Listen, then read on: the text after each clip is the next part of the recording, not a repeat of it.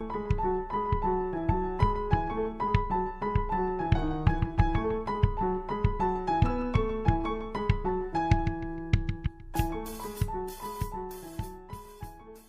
everyone, this is Sukanya. And I'm Nishtha. And we welcome you to yet another episode of Intersectional Feminism, Desi Style, brought to you by Feminism in India. So I'm actually a little bit like, we're almost at the end of this season, which is hitting me suddenly today as we sit down to record this episode, that we're almost done. It's been a really fun season talking to a whole bunch of people.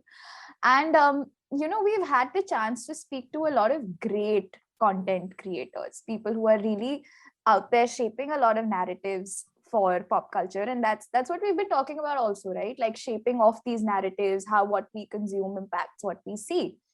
But we haven't actually talked to anybody who is consuming pop culture to get a feel of what it's like to actually see something that's stellar or problematic and see how it affects us. So we have a great lineup of guests who, mind you, also create a lot of brilliant content, but today they're going to put that hat aside.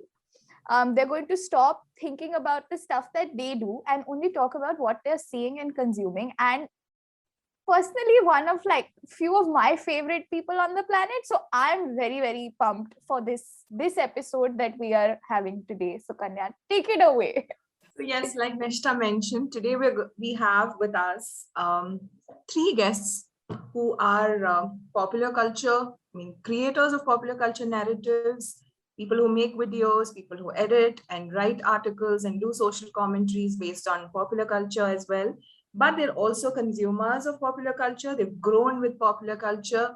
They're women and they're all feminists. So it's a combination that we really, really like. We have with us our colleagues from Feminism in India to talk to us about their experiences of relating to, responding to, and engaging with popular culture and growing up in a country where popular culture is just everywhere, literally. So we have with us Purnima Singh, who is the partnerships coordinator at Feminism in India. We have Shriya Roy, our multimedia editor, and we have Soumya Mathew, our community editor. Hi guys. Hi guys. Hello. Hi. One of the things that Sukanya mentioned is that pop culture tropes have ended up shaping a lot of the narratives or the lens through which we look at the world. Some of these lenses are great, but let's talk about the good stuff at the end. If I had to ask the three of you off the top of your head, one pop culture trope that's had a negative effect on you, even like when you were a kid, like you were younger and you were growing up, what's one pop culture trope that you think did not cut it? Was not nice? Just this one trope that really stands out, looking back at the life that I've lived.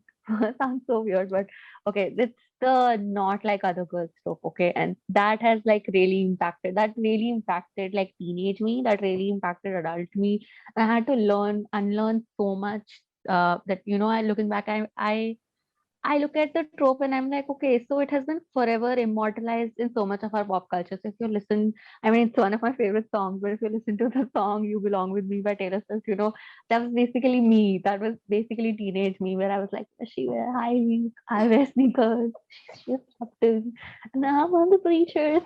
And that was just me, like forever. And because I grew up like as a very sort of, that entire thing with I grew up as a tomboy, which is such a stupid term, by the way. Like, what is a tomboy? Okay, it's there, like it's called tomboy, but like you're not even a boy. So, sorry for the bad jokes. It's like super early in the morning, but yeah, I think that's one trope that has really harmed my psyche, because I was forever, if not seeing other women as competitions, right?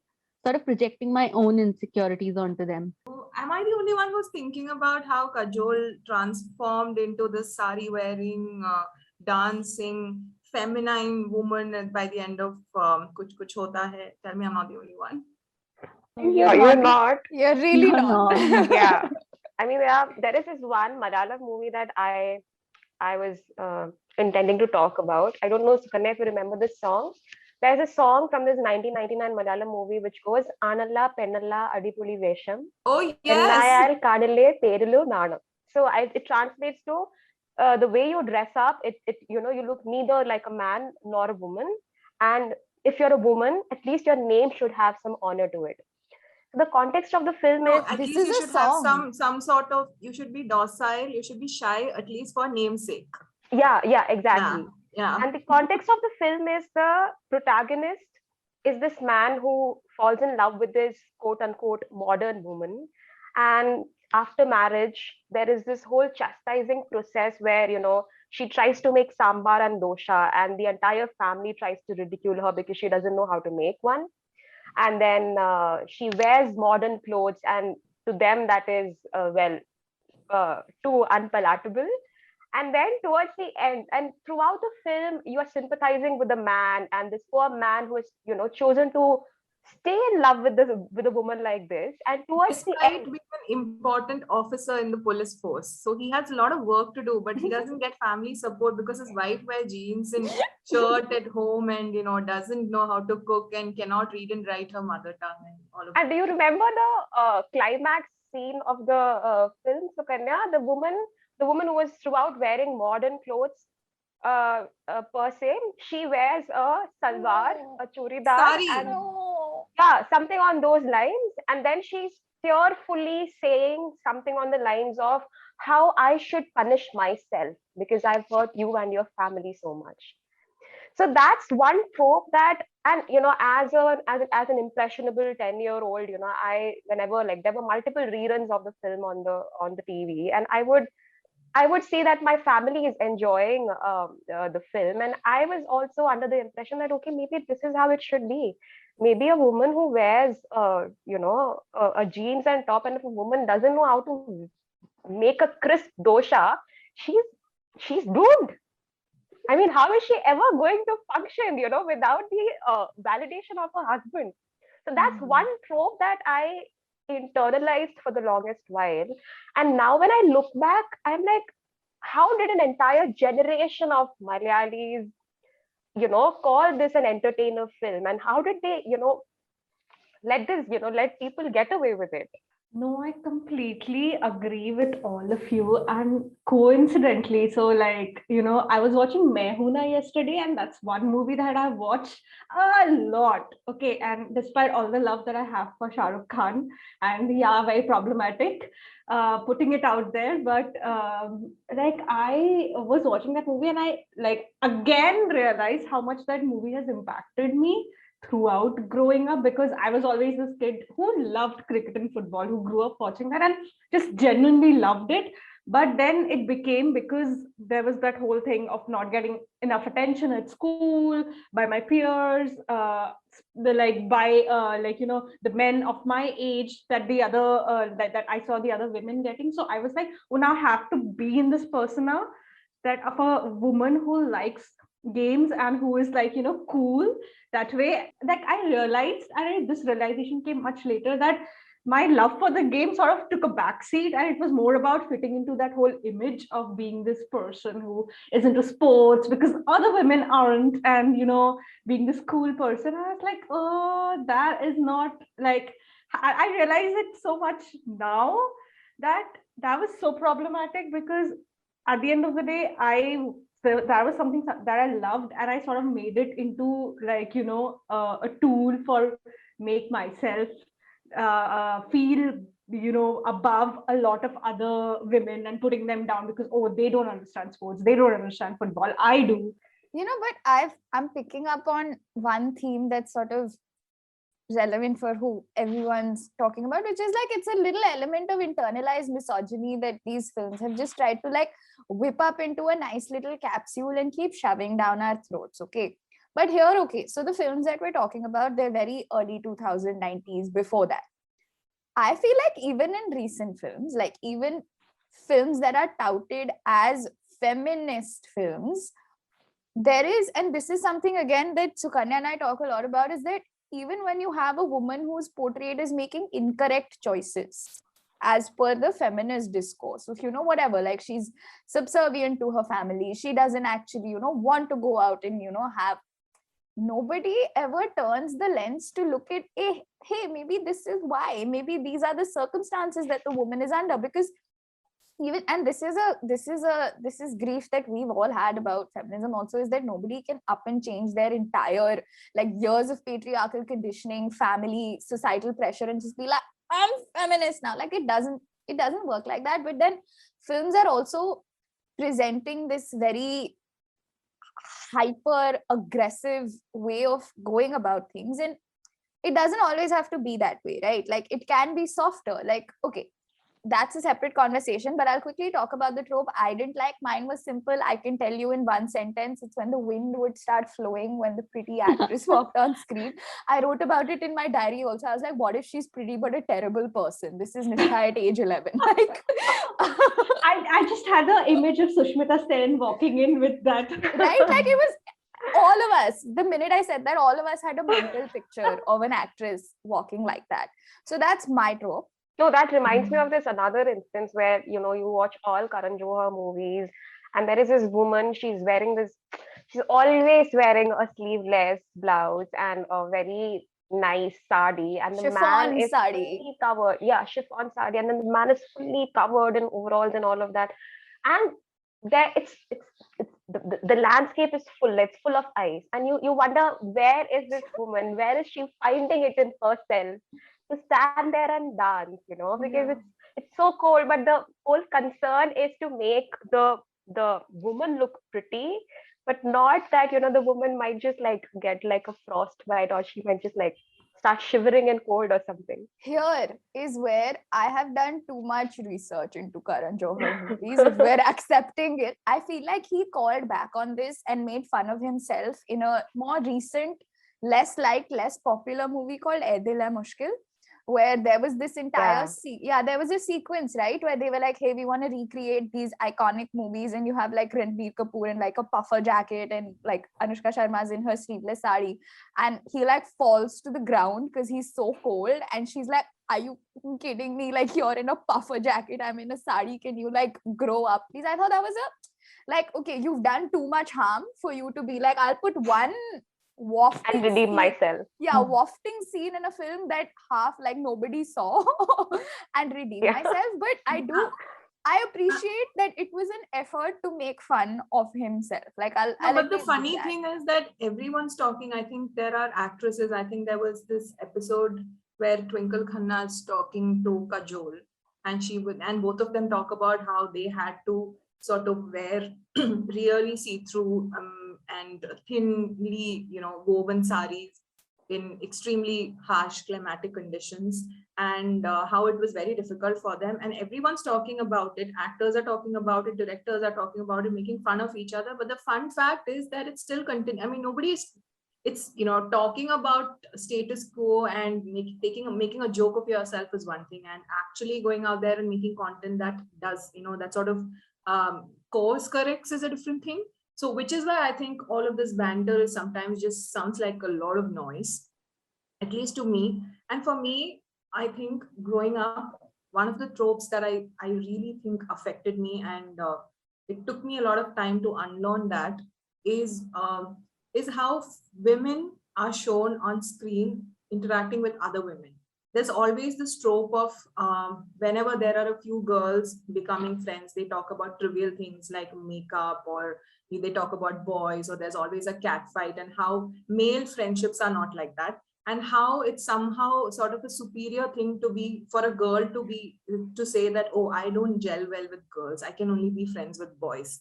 So there was this sort of you know, like pedestalization of, you know, a girl would be pedestalized, or there was some sort of validation that would come to the girl if she could say that, oh, I'm friends with only the boys, I really don't gel with girls. So that's a sort of, you know, because then you're also trying to say that male friendships or getting male validation or having male friends is something that sort of makes you a better person, or that generally girlfriend gangs are not a productive space, or they don't talk about things that are important, or they don't support each other, which is so wrong. I mean, now sitting here in 2022 January and looking in the post Me Too world, I don't know anything else that has helped any of us survive than our female friendships and, you know, female solidarity. So it's really something that took me a lot of time to unlearn, and I think that is something that's really affected me. And unlearning that and coming to the other side has really, really changed it for me. God, Sukanya, you're just like you've said it. Like I don't it's just such a thing, like you're craving for that attention, for that validation constantly. You want male friends because you want to prove it to the world. Look, I am cool. I am not like other people, and I am also, look at me, look at me. It's like, shout. It's a cry for help. Literally, I couldn't agree more. And the one thing, like I would reiterate that the one thing that has kept me going over the last year and sitting here is all, and over the years actually, having not realized, are all the women around me. I hardly have any male friends, and the ones I have aren't any good either. Putting it out there. Sorry, If they're Shriya's listening. friends who are listening Yeah. to this. Sorry, Very people who are uncool, Shriya. listening. Very Apologize. uncool. Very But- uncool of you, Shriya. Very uncool. Yeah, You but only have female friends. yeah, I genuinely don't pick their calls. I don't talk to them because I don't really want to. And This it's is all my actually an episode about how Shriya is a terrible friend. This is not about us talking about pop culture. By the way, I'm putting all of this in the episode. yeah, please do. Anyway, those people are. Wow. No, but then I think from this conversation also, and this is to our listeners, what I would also like to sort of just highlight on behalf of my colleagues, though none of them need to be spoken on behalf of. I just wanted to also put this question out there for all of our listeners to also think about that. Women, like just Nishtha just said, I'm going to put all of this on record, and all of this is going on record, and Shriya's talking about how she has lesser and lesser number of male friends. There is a lot of sense of alienation that women experience growing up, because I think we grow up. I'm just trying to contextualize this so that some of our fans don't come at us saying, "Oh, you feminists don't like men." No, we do. We want to also, but we grow up with internalizing so much, and we grow up with, like constantly being told to pedestalize men or to, put ourselves down, that after a point we realize none of this makes any sense. And there's a lot of gap where a lot of women growing up, because of pop culture, I understand, feel very alienated as to how to engage within the spectrum, how to form friendships, how to confide in people, how to have relationships. And the worst part is that people from genders who are more privileged always have a sense of power, have a sense of domination, and we come to each relationship, we come to the table with all these insecurities, privileges, baggages, and everything, that it becomes so difficult that after a point it's just easy to communicate with somebody who understands your lived experience, which is like so easy to just talk to women after a point. That's true, yeah. Like, and also pop culture sort of dictates how you should interact with men as well. Like, this is how flirting happens, and this is how, if somebody is gaslighting you, that means they like you. So you have to be okay with it. But like, it's so hard to communicate. You're so right, Sukanya. Like, I just have one. So I think I just want to ask all of you one question. So we've spoken about what all of us grew up with and what has damaged us, so to say, with respect to popular culture tropes. I just want to ask you, each of you, and us also, Nishtha, you and me, if there was one celebrity at this point, any celebrity in India at this point, a popular culture celebrity that you could, have a conversation with and tell them, please stop doing this. Who would that be? And what would you ask them to stop doing? You want us all to never have a life Yeah. in films. Okay. And also, Yeah. I like, mean, I was ready for my Bollywood debut, Sukanya. What are you doing? so I think I wouldn't say like one celebrity, but I would say to like a group of people. Okay. And this is, I think, largely also responsible for, the things that we've talked about, that we've sort of internalized. The fact is that, so Bollywood, I speak of Bollywood because, as a North Indian person, that was like the main sort of cultural thing that I was consuming constantly. And then, of course, like as I grew, there was like more exposure to the rest of the Indian cinema and world cinema. But like I largely talk about Bollywood. So there's Bollywood used to do this thing, where it would make very aspirational content. Like it would make content about like you living in this idealized and aspirational world. So, A3G. exactly. Imagine like a Bagban where you're being told that, you are basically your parents' retirement plan. And if you're not like this ideal children who's not taking care of their parents, you're like the worst person alive. And that kind of content. And then Bollywood does like a 360 because it wants to catch up with pop culture. It wants to, be the savior. It wants to be part of the social justice narrative. So it does like a complete 360. Then it makes movies about imperfect heroines, and it makes them mardani, and it does that. And there is no middle ground, right? That either there's a sort of aspirational moral high ground that you should aspire for, where you should be a Hema Malini, you should be like, I love my husband and I hate that our kids are not like taking care of us, and I look at me, I'm this ideal wife and all that and blah blah. And or there's this like extreme sort of other end of the spectrum where you're just so angry, or like, oh, I am this woman officer, and but I'm so strong, and what is patriarchy? Patriarchy is nothing in front of my fists. And I mean, that's the ala mardani basically. And there is literally no middle ground, and it hasn't given itself the time to explore the middle ground. And had that happened, I think I would have loved that more. So I don't know if I want to stop the people who are doing the things that they're doing, because I honestly don't really care about the content that they make, which is like, which is a very obnoxious statement to make. I don't consume this content, so I don't care about it. But unfortunately, that's the truth. But I also really just want to see these depictions of like these real life people making real life decisions, right? I shouldn't always aspire to become this model of femininity who is, the perfect wife, the perfect daughter, or the perfect, I don't know, mother. But I should also have depictions of like, I don't know, femininity, or just people who are generally immoral. I don't always want to see a story of people who are just these perfect people with these perfect families. I want to see flawed stories of people. I want to see women sort of losing it, and which is why I think as like as like this in this moment of pop culture, we just really like a Fleabag, or say normal people, where we see flawed depictions of just people, because you cannot always as a human being aspire to become this idealized person. There's this one, I don't know if it's not spoken about so much in pop culture narratives just as yet, I think.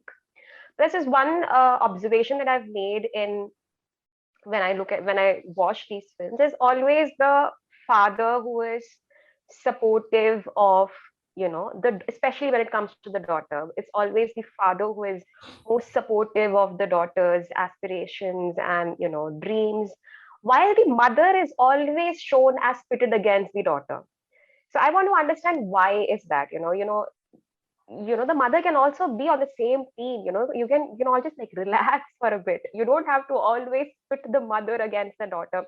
I had the misfortune of watching Chandigarh Kare Aashiqui Oh yes, I was recently. just thinking about that. I was also just thinking about that. And you don't have to make the mother look like this villain every time. And there's also this like a bunch of Pankaj Tripathi and Pankaj Tripathi films where again the Pankaj Tripathi as the perfect father is shown as being the good cop, and always the mother as the bad cop. So that's Gunjan Saxena, I think, was one. Gunjan Yes, Saxena. yes, Yeah, that Gunjan one. Saxena. So I want to understand, why is that? You don't have to, like, the mother could also be somebody who is progressive, somebody who harbors progressive ideals, somebody who is not, who is not going to be against a child's wishes. But why do you have to project her like that all the time? That's one thing that I have in mind, other than my appeal to Imtiaz Ali to stop making women look like manic pixie dolls. And, we're not here to redeem men and save them. We're done with that trope. So Before I talk about what I like, the person I want to have a conversation with, I don't want to shut anyone down. I also want to make it amply clear that I don't believe in the term cringe content. I think it comes from a place of extreme elitism. I think it comes from a place of very urban aesthetics. It comes from a place of very upper class aesthetic. So I don't want to subscribe to the term of cringe content. That is not why I have a problem with this individual. I would like to speak to Kapil Sharma, because I think that the content that he makes is harmful. Like it's harmful not because it's not aesthetically appealing or to our like whoever's sensibilities. It's because it's so pervasive. marketed, again coming back to the early conversation that you came back to, as being a family thing, as being a family entertainer, and everybody thinks it's the paragon of comedy because it doesn't have sex jokes.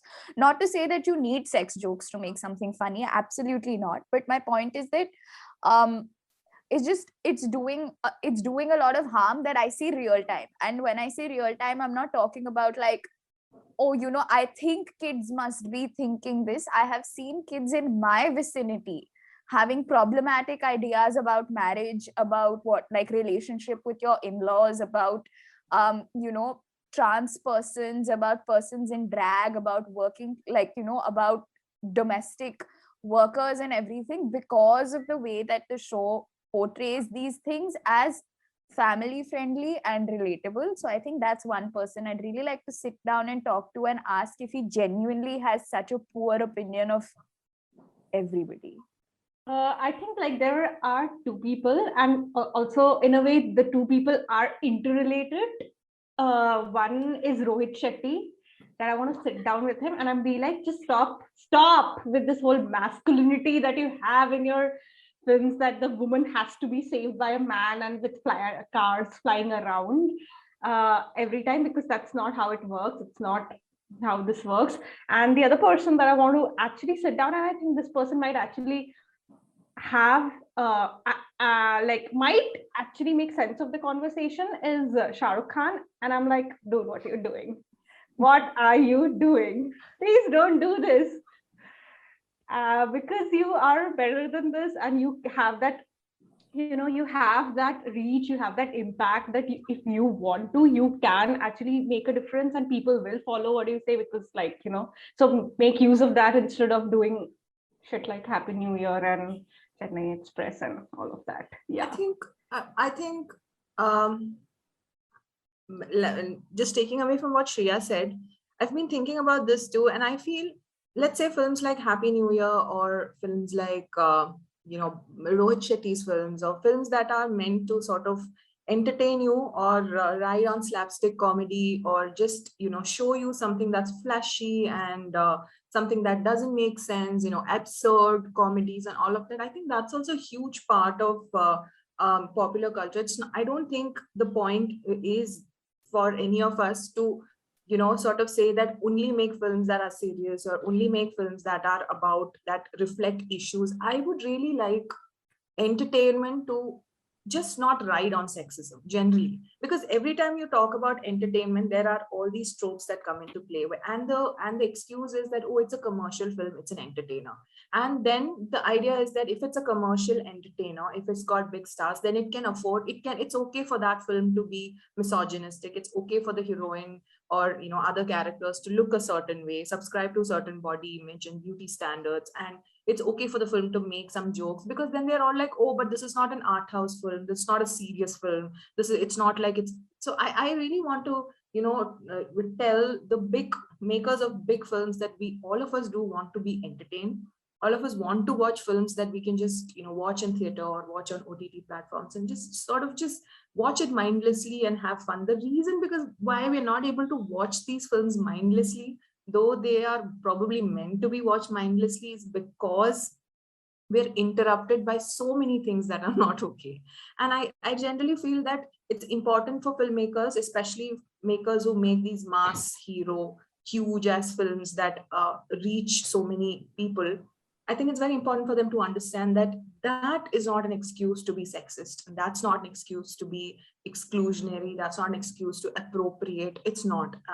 Whatever the kind of, especially when it's a larger production, especially when it's something that's bound to reach larger audiences, when it's releasing worldwide, etc., it's very important to make clean humor that really doesn't ride on any sort of discrimination. So I think that's one thing I want to, because I really want to watch cars flying and I don't know, people going crazy without being interrupted constantly by, oh, this is sexist. Oh my God, how can they do this? I can't. I really want to be entertained.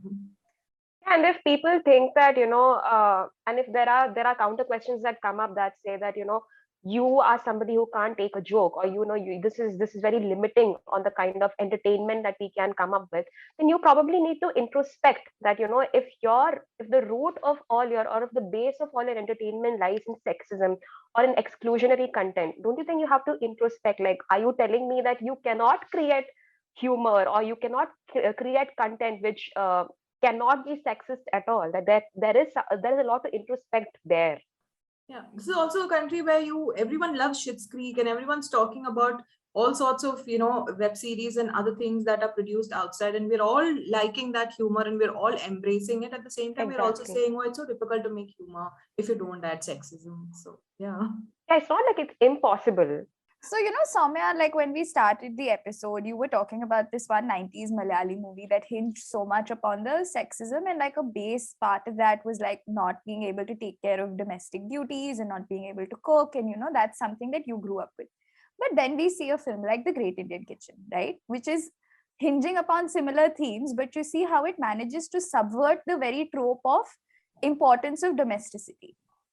So that, and then, like other people have talked about things that they've liked also. So that means somewhere somebody is getting something right. So I have a very simple conversation. What's the last thing you saw, read, post, reel, anything that kind of, you were like, hey, that made me feel good. Like that was good. I really thoroughly enjoyed watching that. Like, what was the last thing? All of us.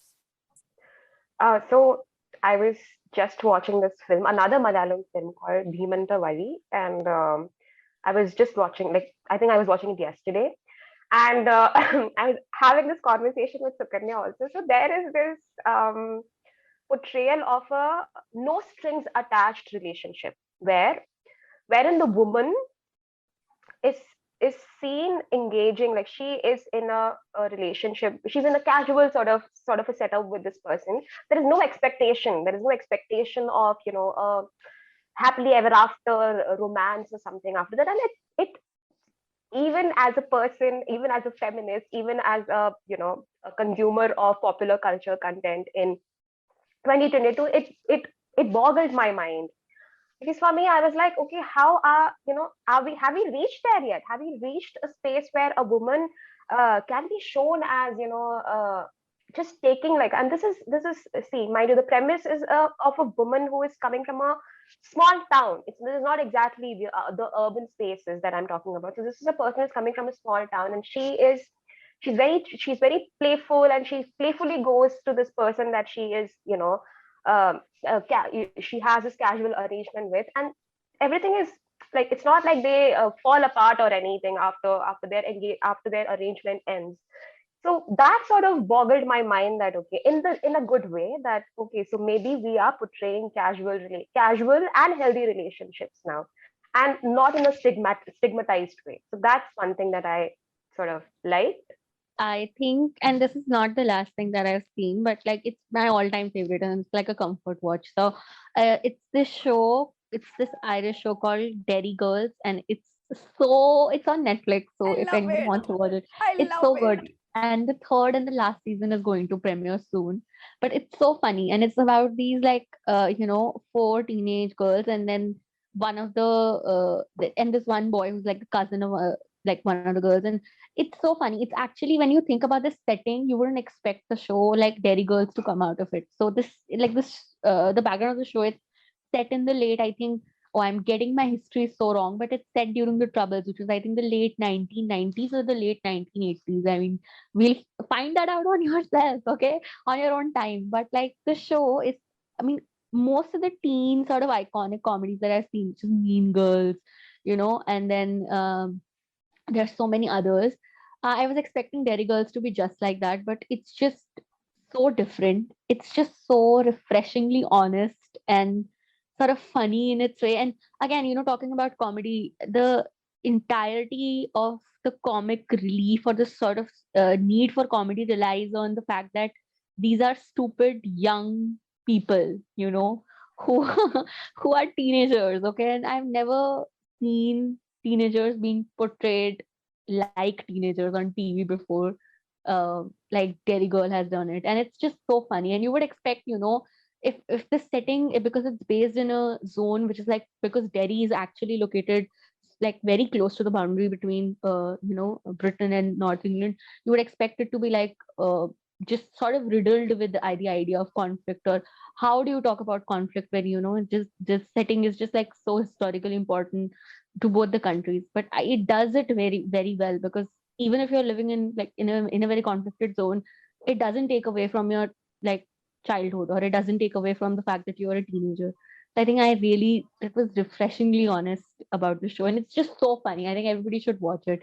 And it although these are 30-year-old people, and it was very hard for me to believe that these are 30-year-old people who are playing teenagers, but they very much are like teenagers. They look like teenagers, they dress like teenagers, their conflicts are very teenager like. So I think everybody should watch Dairy Girls, and it's just so good. For me, I think one series that actually, again, not the last one that I watched, but something that I really, something I thought had a very good depiction of things that like I actually haven't seen much, was Made on Netflix, because the way it depicted a person going through any sort of like abuse, trigger warning, emotional abuse, was something that hasn't happened in cinema so much, mainstream cinema so much, and not showing them as someone who's like being victimized and suffering and all of that, but also taking up space, claiming space, and trying to fight this through and make things better for themselves. So that is something that I would want to see more of, because even when we like in general pop culture, when you see movies about survivors, there's that whole thing that they want to make you feel bad about this person, what happened to them, and not so much about that like how they have sort of structured their life around it, how they have gotten through that, and are doing what they are doing. So I think Made for me was that movie. For me, I think, so the other day I was rewatching Piku because it was Irfan Khan's birthday, and I was just trying to watch something in which I've loved him. So I was watching Piku, and I remember thinking about these movies where, like Purnima had mentioned in the beginning of the episode, about how she would like to see more women, more people in just situations being vulnerable, being angry, trying, about to lose it, but also realizing that this is life and you have responsibilities and you love people. So this whole equation that Deepika has with her father, and how she's frustrated, but she's also driven by a lot of love and a lot of responsibility, and also how there is a sort of obstruction to her personal life, which she knows she cannot blame on her father. So these characters, especially women, independent women dealing and navigating with all of these things. There are so many tender moments, there's so many honest moments where the character is gray, the character is sometimes dark, but she's also someone that you relate to so much. So that sort of sculpting is something that I would like to see a lot more. And while I was watching that film, I also thought of, though I may not like these films entirely, I also did think about Sanya Malhotra in, say, Puglet, where she's drinking Coca-Cola and when she's not feeling so much grief for her husband after he passes away, because she didn't have that relationship with him. I was thinking about Vidya Balan, some details of her character in Sherni, where she's talking to her mother-in-law about how she really doesn't like to dress up, or what her thoughts are about life and children. So I think a lot of these, there's also this Malayalam film called Arkariyam, with Parvati in the lead. There's also moments of her relationship, how that evolves with her partners. So I was thinking about a lot of films, and I feel that a good thing about pop culture at this point, at least, is that we can see a lot more women stuck in these situations where there is no banner of them being bold or them being feminist or anything, and they're not shown in extremely bad light. They're not judged on screen. There is a very non-judgmental detailing of how, in some moments of their vulnerabilities, how they respond to things, how they feel, and that really, really humanizes not just women, but generally humanizes our experience of dealing with a lot of things. So I would like to see a little, lot more such smaller films with much more detailing, where we can sort of introspect about our own feelings and think, oh yeah, it's not necessary for you to react in a certain way in a certain situation. It's okay for you to be all over the place. That's probably how everybody is. It also makes me feel deeply, deeply feel a deep sense of solidarity, that it's not just me who's not too decided about life. So yeah, So- that is something I like. I have two. I'm sorry. I know it was my question, but I'm still going to cheat and say I have two. The first one, like in an Indian series, again, coming back, I'm sure that there are bits and pieces of it that are problematic. And plus also, you don't know the politics of the crew and the cast of an entire show. So you don't fully can ever take into account for that. But I quite enjoyed Made in Heaven. Because I felt like it came from that place of having the grand sets and the big clothes and the shiny, glittery thing that you want to see, but managed to find managed to humanize that also. Where I was like, oh hey. And then a similar genre to that would be a film called Dil Dhadakne Do. I like Zoya Akhtar. Okay, so like Dil Dhadakne Do, also very similar, that even behind the yachts and the cruises and the Gucci's and the Pradas, you still have some very ugly human emotions in relationships, which I thought was interesting, like fun to watch. But the one show, and this is because season 6 just came, and it has that show has ripped my heart out, stomped on it, then picked it up, hugged it, and put it back into my chest so many times that I just can't deal, is called This Is Us. Season 6 just came.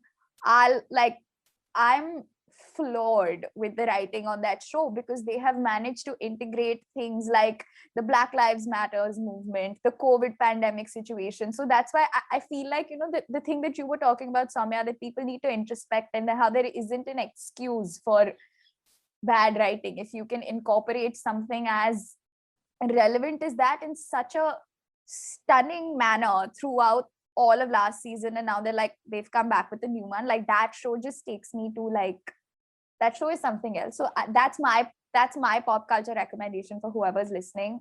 It's sad, like I'm sorry, I'm sad, so I don't know what to tell you, but yeah, that's my pop culture reco. Those are the two things that I really, really enjoyed.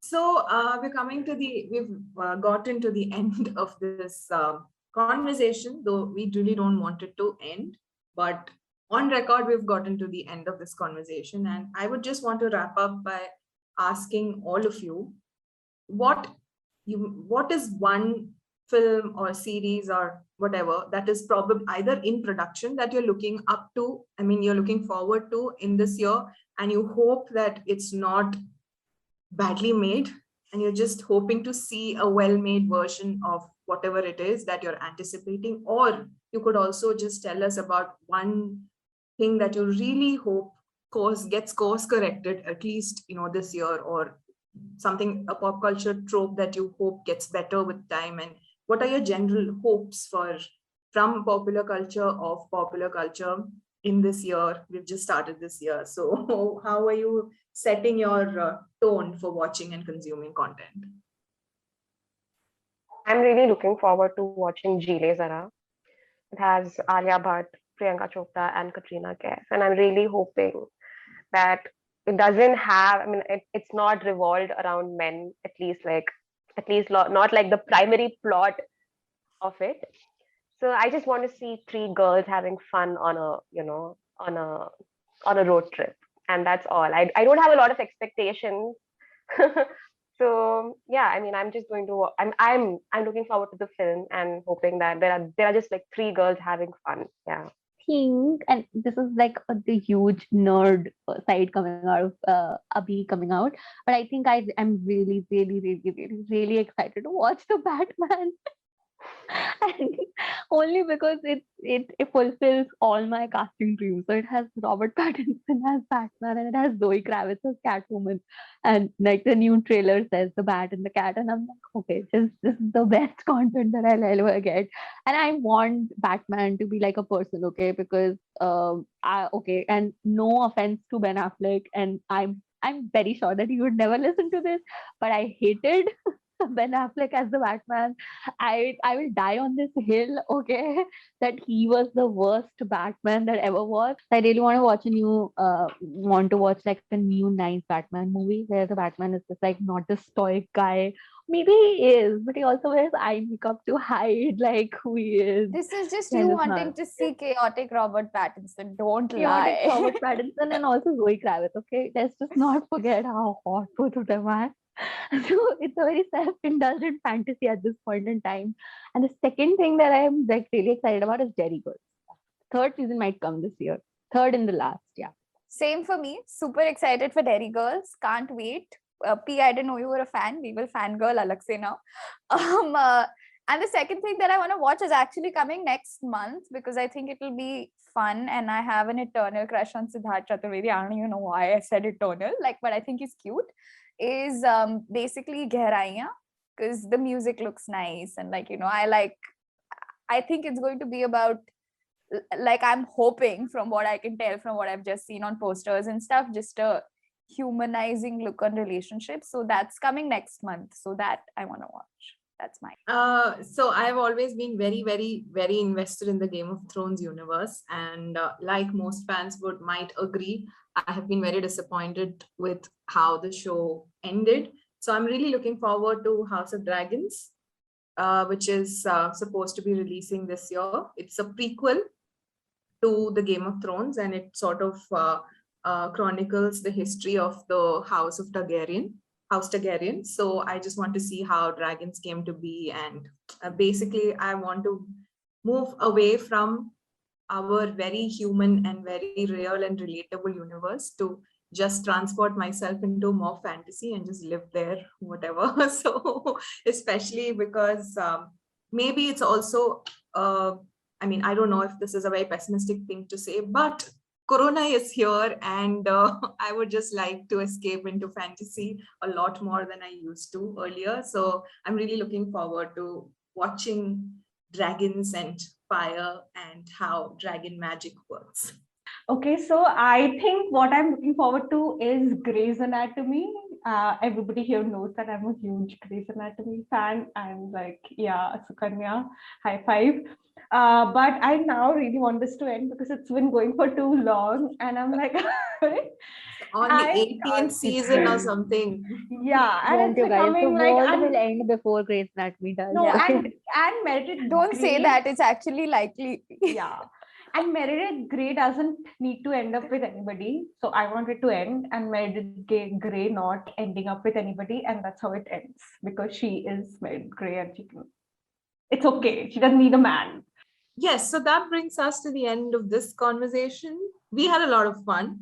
And I think along with the fun, what I felt and what I would take away from this episode is that just women coming together and talking about their experiences, talking about how things have affected them and how we have internalized popular culture tropes, or how we have sort of dealt with it on our own, and how we have manifested or tried not to manifest these internalized problematic tropes in our relationships, in itself is very political, because I feel that there's nothing like women coming together and sharing how their lived experiences have been like. There's no counter narrative. There is nothing more political, and there's nothing more inspiringly feminist other than women coming together and just speaking about how their life has been for them. So that is what I'm taking away from this episode. And that, I think, is why it's so much more important for women to have honest conversations, to have fun,